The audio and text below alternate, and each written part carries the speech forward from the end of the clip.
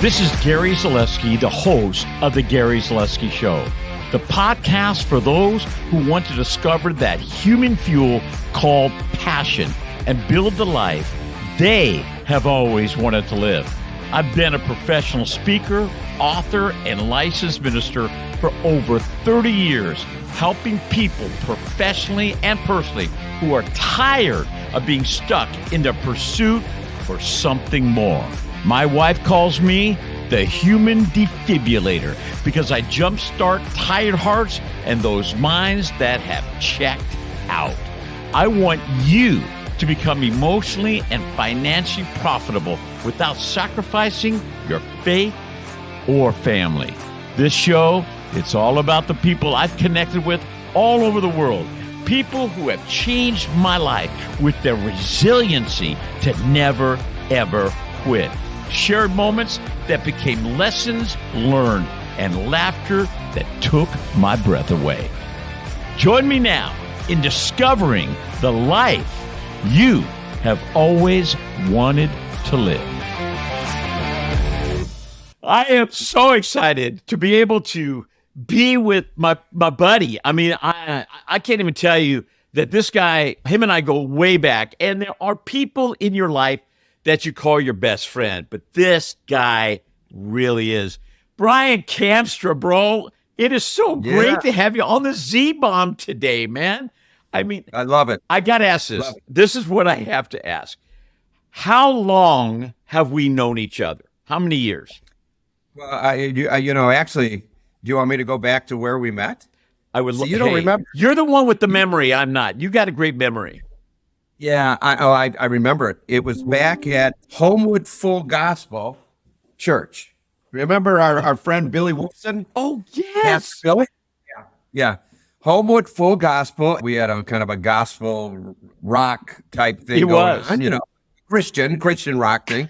And it was just, sometimes it was. Yeah. But it was 78, maybe 79. I know it was right before I was married. And Billy invited me to an all-night youth event that he said, you're going to love it. And we had done things for Pastor Wilson before. He said, you're going to love it because there's this guy coming out, Gary Zaleski, and we've known him. And I said, well, I've never done an all-night thing. He said, oh, don't worry. Gary's an all-night guy. Hey, there's a Z-Bomb right there, man. Used to be an all-night guy. Yeah, used to be the all-night guy, yeah.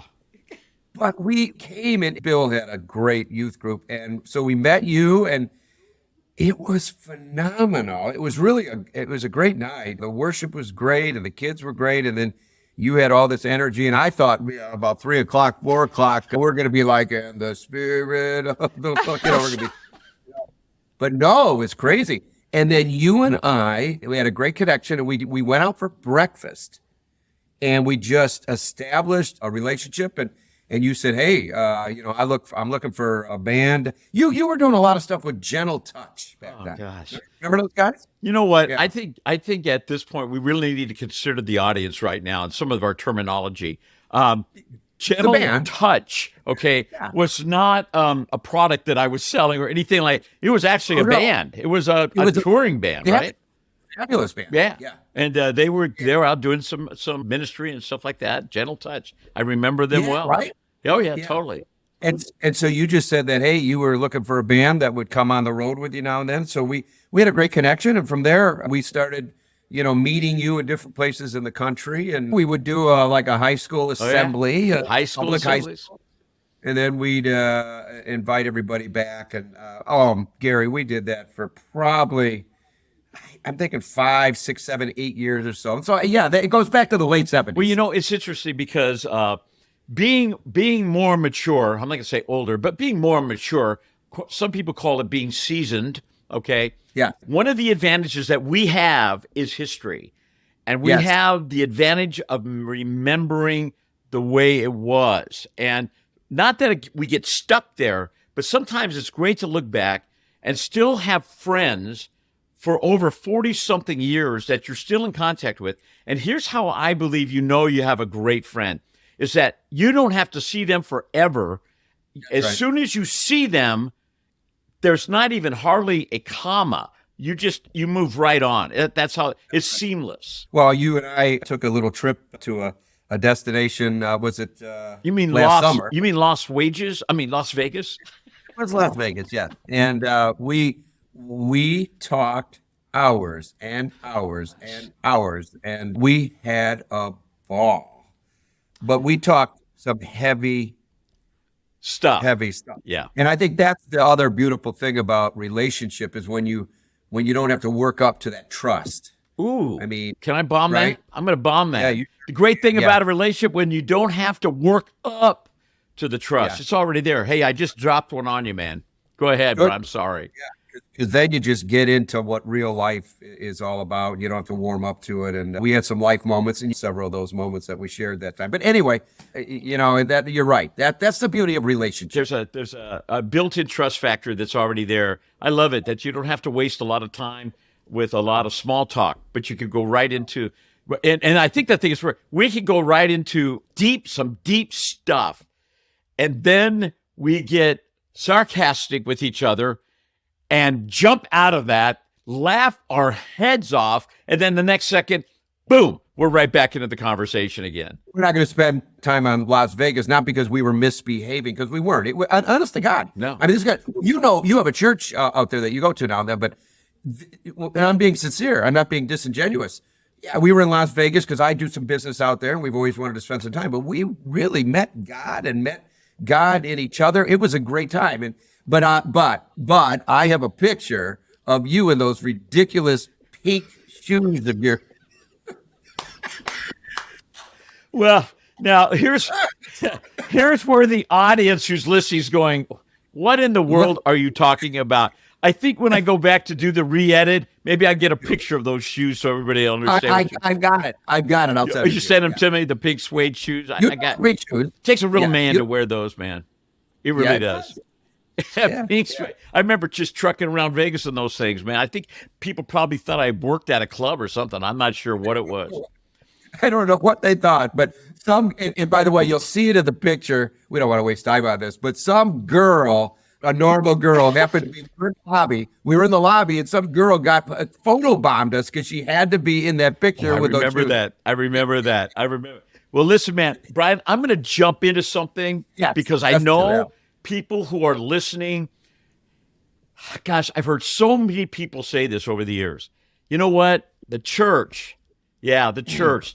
I went to church. And I got hurt. I really got hurt. And there's some people out there, they got hurt by the church or whatever, and they decide at that point that I'll never go back. I'm never going to go back to church. Or maybe they get an opinion about a pastor or what a minister's like, or that pastors are all about the money, or they're what. Who knows all of these thoughts that people have in their heads? In fact, I was just looking at a statistic not too long ago, and there's a small percentage of people that really adhere at all to any kind of Christian principles. Even though they even go to church, they have their own set of rules and the way they've interpreted things. And the reason I wanted you on this show is because you're one of these unique individuals that, you've been a pastor for many, many years. However, you're also a full-time, and I want to say this, successful, very successful businessman. To have that kind of hybrid where you're a pastor of a church and you're also a business owner is a weird thing. And I don't know how many of those people are out there. I want to talk about that. How in the world did you get started pastoring or being a pastor or being part of a church? How did that all happen? Well, I talk a lot about destiny. Ooh. That's one of my favorite words, right? Wow. Nothing happens by accident. Nothing. God's got a plan for all of us. I'll just tell you real quickly that I was adopted. What are the odds that I would have been put into that particular home? It's not odds, it's destiny. And then 18 years later, my life was all settled. I was born and raised in a Christian Reformed home, Christian Reformed, Calvinistic, wonderful, wonderful home, Dutch Reformed. I was all set to go to Calvin College in Grand Rapids. Anybody listening would know where Calvin College is. And I was on my way to a prom. I picked up a hitchhiker. This was the my spring of my senior year. I picked up a hitchhiker. Now, back in those days, Well, we were here. You We picked can't. him up. We can't. Yeah, you don't do that now. This was 1975, and I picked him up. We had this instant connection. He happened to be looking for a keyboard player for a Christian rock band. This was the Jesus music time, right? I said, well, I play some keyboard. He goes, why don't we get together? I started playing keyboard. The band started getting very popular. My wife happened to be a member of the church that was sponsoring the band. So we started dating. So guess what? I decided to wait a year to go to college. And of course, I never quite made it to college, but I'll spare you all the details, but here's some good ones. Because of that hitchhiker, remember, what are the odds that I'm on that street in 1975 and picked up that kid in 1975? Odds? No, it's God. Why? Because of that hitchhiker. There was a young man in that band. His name is Jim Oberman. He was playing bass in that band. Guess what? Jim Oberman just bought my company 2 years ago. We've been best friends since then, and we're still in business together. He just happened to be playing bass. Because of that hitchhiker, I married my wife because I was introduced to my wife. Because of that hitchhiker, I started attending the Spirit of God Fellowship Church, of which I now pastor. And most importantly, because of that hitchhiker, I met Jesus. Well, see, and man, if you are listening at all, these are bombs. The bombs are dropping right now. The bombs are dropping because you're not living just in this place of fate, right, Brian? I mean, No. you're just not some amoeba that God burped into existence one day. No. There is a plan. There is a reason. Even though you might even be confused right now, there is clarity. There is something that there's meaning to what's going on in your life, right? I say often to people when I go through this destiny thing, yeah, there's a plan for your life. And Gary, people that are listening to us right now, I just told you my quick story. Everybody's got that kind of story. You know what? I picked up a card, and in that card, I wasn't going to call it. And then I reached in my pocket, and there it was. I got an email from somebody who was just thinking of me, and I call you know all that stuff. God sets things up for a reason. Because he loves us and he has a plan for our life. So, I mean, that's kind of a theme of my life is destiny and the fact that God's got a plan and all that stuff. But, pastoring, I've only been a pastor for 5 years, actually. As you well know, that hitchhiker that I picked up, I became a Christian and got radically saved and all that stuff. And I started leading worship. So I led worship for 40 years. 40 years. Even when you say it, Brian, 40 years. 40 years. And we had a lot of fun. Didn't they wander in the desert for 40 years? Yeah. There's something about 40, right? There's something about 40. But the pastor, John Sullivan was my pastor. He loved you too, Gary, by the way, and you know that. Yeah. So John, you talk about I wanted to mention this quickly. I hope I'm not jumping off a subject. Yeah, I'm a businessman also, but so John, our church is a little different. We met on Wednesday night for years. The first move I made as a pastor is I changed that to Sunday. Wait a minute. You're saying your church met on a Wednesday night, not a Sunday morning? No, we had a different function that we did once a month or twice a month on Sundays, but it wasn't a church service. It was a kids' church thing. Up until September of 2018, we met only on Wednesday nights. So that's a whole nother story. I don't want to chase that rabbit. But John Sullivan was a full-time dentist, and he pastored the church. John Sullivan never took a dime as the pastor of our church, and we had pretty good-sized church. I led worship for 40 years. We had the same worship leader, me, the same pastor, John, for 40 years. I never took a dime as a worship leader.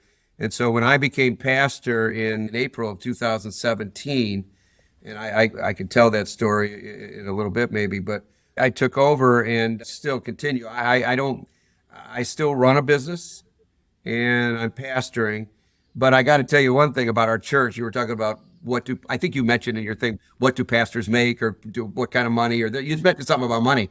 Do you know that our church has not ever taken an offering ever? Okay. All right. Stop the presses, everybody. Stop right now. The bomb. Did you just say that your church has never taken up an offering? Is that what I just heard you say? Yeah, and you've been to our church, so we have a beautiful facility. And you guys are beyond generous. I remember I was I think the youngest elder. So this is in the 80s. So I'm an elder. I remember our end of the year meeting. I remember it. John Sullivan would say to our treasurer, well, how did we do this year? And the treasurer would say, well, we took in X amount of dollars, not through an offering, but just through normal tithes or whatever. And he said, all right, well, that's good. He goes, well, how much do we have left? He goes, we gave it all away. And John would say, that's a good year.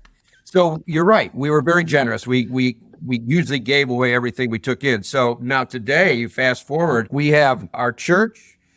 It's a community center. It seats maybe 500. We have a school, Calvary Academy. You've seen our school, fully accredited school, not another one of those church schools that tries to cut corners and is cheap with their teachers. You know those schools? Speak the truth, Brian. Don't hold back, bro. Just let it go. If I'm being non-religious, and I mean, we all know those horror stories of church schools. No, this is fully accredited, independent board, and all that kind of stuff. So we have you're so funny.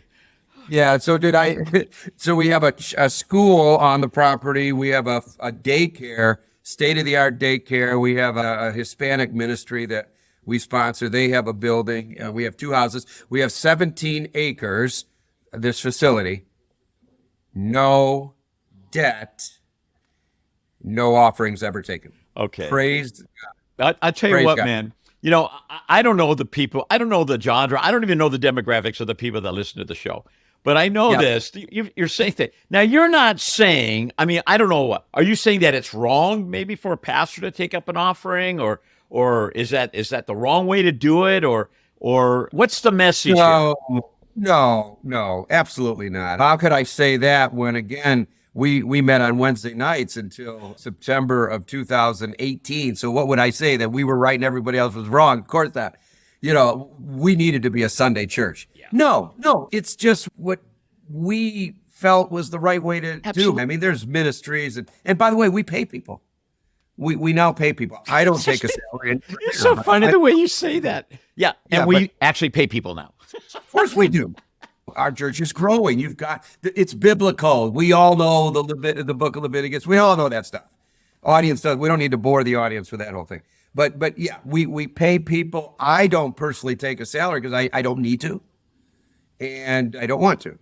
But every church has a different thing, and that is just something that God blessed us in, and we love it. I will tell you this: when we have new member lunches, and we do them quarterly, we just had one. We had, I don't even know, 25, 30 people there. You know, the number one question I get, hey, how do we give to this church? Well, wait a minute. See, Bob, how do we give to the church? Yeah, and the answer is easy. We have this little, you've been there, Gary. Oh, I know. We have this little can back near the sound booth that says, Spirit of God offerings or something like that. And then we also, of course, have on our website giving online and things like that. But you'd be amazed how many people. I think we might be talking about how do we walk through life as Christians and not be religious. Come on. I think we might talk about that. And being religious is not taking an offering, by the way. Let me state that emphatically. But you'd be amazed how many people find it so refreshing that we don't take an offering. It's really cool. It's just something that we do as a church. You are probably the most non-religious pastor I've ever met in my life. And I say that with complete respect of your life and who you are. What do you say to people who maybe been hurt by the church, or they've gone to the church, or they've been hurt by somebody in the church, or maybe even a pastor has said something or done something that brings that sense of hurt, and now they're like, they made this judgment call, almost a a stereotype of all churches. How do people get beyond that hurt, bro? I want to answer that. But, for those that already feel I've committed heresy with certain things I've said, but you want to know the deal I made with John before I became the pastor? Absolutely. What's the deal? Question. I'm just gonna put it out here, and this will be the end of anybody thinking that I'm actually a pastor after what I just say. But remember, now I'm a business guy, from Chicago. Yeah, okay. And I never wanted to pastor a church. I was a worship leader, and frankly, I never wanted to lose my mentor. He happened to get sick, and he turned to me in January of 2017. He announced to the church that he had cancer. And 3 months later, I was in a meeting, and it was obvious he wasn't going to make it. He turned to me in a meeting. It was me and another elder, just three of us. And he said, "It's obvious I'm not going to make it." And he said, "I'm going to resign. I'm stepping down." This is on a Monday. This is Monday. Now, remember, we're still meeting on Wednesdays. He said, on Wednesday, 2 days later, "I'm going to step down as senior pastor, and Brian, you're going to take over." And I said, no. And then I said something else that we can't repeat. No. This is the Z-Bomb podcast, bro. What did you say? I said, "Oh, hell no."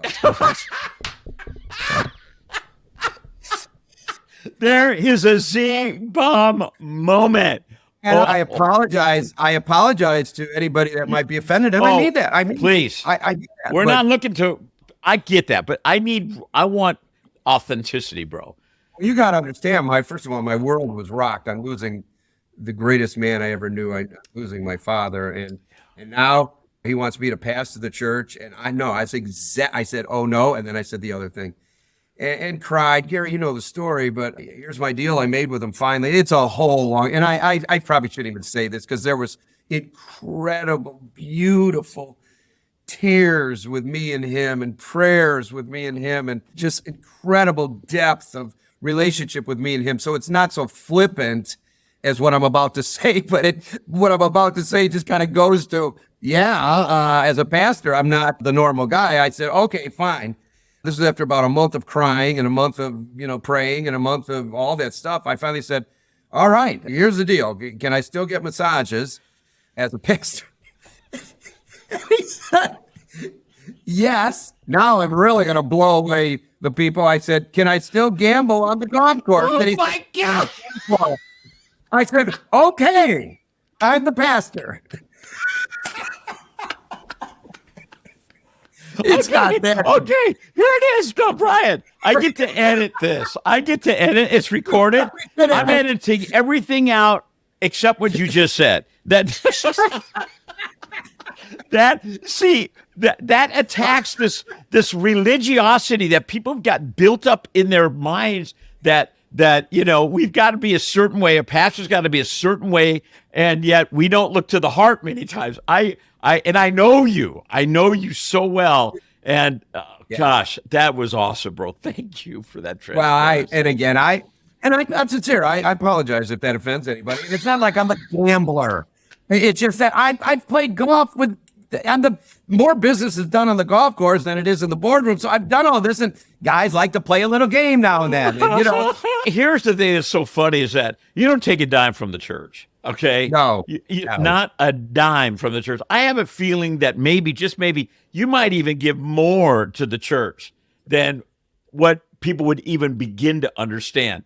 So the whole judgment thing about, when you're out playing golf, I lay down a little cash. For people to put a judgment on that is like, oh my gosh, where is the whole Christianity religiosity thing? Because sometimes I think we shrink our world so tiny because of the judgments. We shrink our world. We get into this Christian world. You coined this phrase, and I want to answer your question about people who've been hurting the church and how you did, because I want to get to that. But you're the one that coined this phrase. You would say, and I love it, I'll use it, I'm going to use it right now. You would say to kids, I just love it when people say to me, they're talking about their Christian experience, and they say, "Well, when I was in the world," and then you would always say, "Well, where are you now?" Yeah. I love it. remember, right? You remember?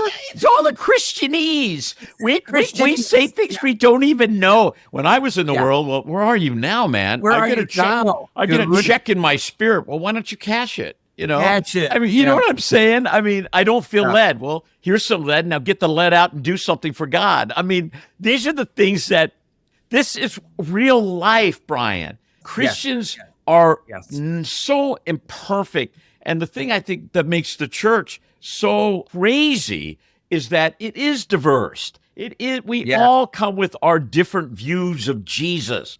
And somehow we try to make it all happen. But we're going to get hurt. It's going to happen. How do you get over that? Or can you? Yeah. Well, again, every church is different. Every church has a calling.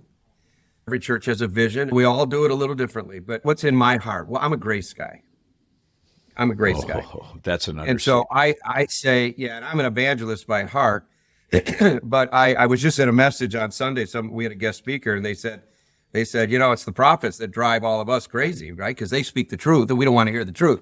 So when I say I'm a grace guy and I'm an evangelist by heart, believe me, I'm not stupid enough to close my ears to the prophets. And a lot of folks know what I'm talking about there. But so I'm a grace guy. So I'd say every morning in church, I say the same thing. I say, you know what? If you're a visitor here this morning, if this is the first time that you walked into this church, I hope that when you walked in, you felt welcomed. I hope that when you walked in here, you felt the love of God, because this is a grace-filled church and all sinners are welcome. It's about grace to the broken. It's grace to the gay lifestyle. It's grace to those that don't look the same as you, don't have the same color. It's grace to those that wear something on their head because they're a different religion. It's grace, right? Central theme for me, it's deeper than grace. I feel that a lot of folks in the church have an issue with, they're not racist, they're gracist. Oh, Z-bomb, hold it, boom, stop the presses. You're not racist, you're gracist. Yeah, all right. And so unpack that a little bit.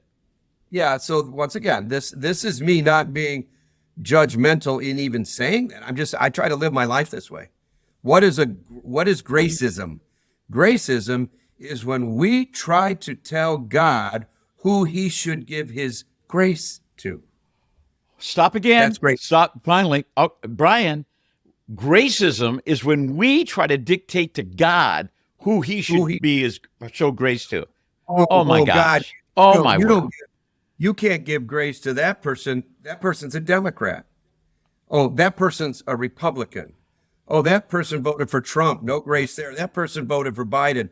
No grace there. That person's gay. Oh my gosh.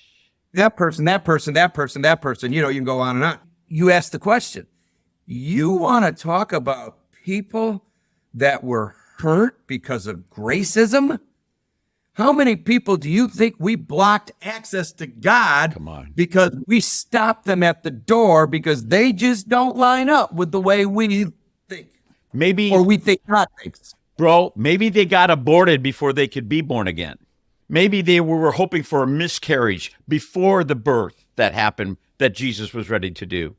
You see, people might be jerks, but they're his jerks, right? People might be crazy, but they're his craziness. Brian, I've got chills literally going up and down my arms right now. Oh, my heart's breaking right now for what you just said, because we've got to expand our world, and it's expanded through grace. What you just said about gracism was worth this entire time of being with you, because I can see it. It's so much in your heart. Gary, you know me as good as anybody, probably better than anybody, especially given the beauty of our relationship, meaning we didn't have to work up to trust. And so you and I think that we've shared together. I don't ever want to get judgmental about gracism, because I'm kind of screwed up and I need that grace, right? Chris, how many people do we have to talk about the love of God to, that before we share with them the love of God, we have to apologize because of some stupid thing that a gracist said to that person. Now one other thing, and I got to get this out of my head or I'll forget. We have to be careful, though. I'm a grace guy. But, Gary, we can't cheapen grace. Grace without repentance is cheap grace. Okay, what you just did. Go there. Okay, no, Brian, all the people that were offended when you were talking about gracism that turned off the podcast just then and didn't hear this next part, too bad for them. Because sometimes we don't listen long enough to hear the rest of the story. We're not trying to cheapen grace.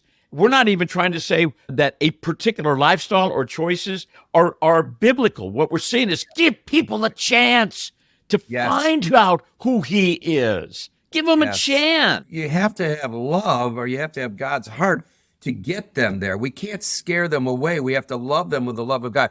Well, then there comes a time, of course, to talk about the boundaries that God has put in his love letter to us. But you can't just throw a bomb and expect them to say, oh, I want to go to church next Sunday. I disagree with you, but you can't throw the bombs, okay? And Brian, I've got to close this up. Here, can I ask you a question? Would you be willing to come back on the podcast at another time so we can continue? This is so rich. And I don't even want to say controversial. It should be the very natural outflow of the grace that we have received. And I think sometimes familiarity breeds contempt, in that if you've gone to church for so many years, which is a form of institutionalism, it is an institution, we begin to think institutionalism rather than freedom in the Spirit of God. Oh, absolutely. Bingo.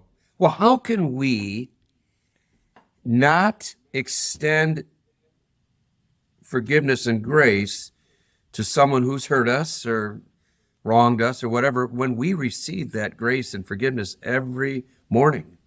How can we not? There's a lot of messages that we can preach on that and talk about, right? I mean, well, I know that you and I have family members that in our hearts, which we wish would have went differently. Oh, yeah. And I think the one thing that brings significance to people is the pain that they've had to face, tremendous pain. But like my wife says, the tragedy of pain is not getting knocked down, but the tragedy is when you refuse to get back up again and start. Yeah. God can work with failure. It's hard for him to work with quitters. And one thing about you, Brian, that I absolutely love is you've never quit. No. You don't quit on people. And I'm going to tell you from the bottom of my heart, you never quit on me. Well, not for 1 minute did you quit on me. Mutual. And for that, think of the hurt that occurred in your life. And we don't need to go down that road, but look where you are today. Yeah. A lot of people didn't quit on you, Gary. Yeah. A lot of people. Well, I didn't know how this was going to end today, but I think this is the perfect ending. Brian, I just want you to know from the bottom of my heart how much I love you. Is there one little nugget that you would like to leave with people before we sign off? I think maybe I would say this. Whatever you're going through, and it could be a hurt, it could be a pain, it could be a difficult marriage, it could be prodigal children that haven't come back. Whatever is going on, I would just say, don't worry. God's got you. He's in charge. He will never leave you. He will never forsake you. And he has a plan. Trust him. And it will work out. Now, I hope that doesn't sound too shallow, because that is what I try to live my life with. I would tell you that that's the most non-religious, beautiful thing I've heard in a long, long time. I wish I had some big close, and I was thinking about a big close with you today. You know, I had this big close in my fact. I'm looking up at my cheat sheet right now. I'm going, here's my big close. Here's my big close to you. Thank you. Thank you, Brian Kamstra, for being my friend. Thank you for 40 plus years. Thank you for being my brother. Love you. We're going to do this again really soon. Love you, buddy. Bye-bye. Thanks for taking the time to listen to my podcast. If you have any questions about today's show or would like more information on how you can bring me to your next event, please reach out and I will be sure to get back to you ASAP. Till then, have a passion-filled day.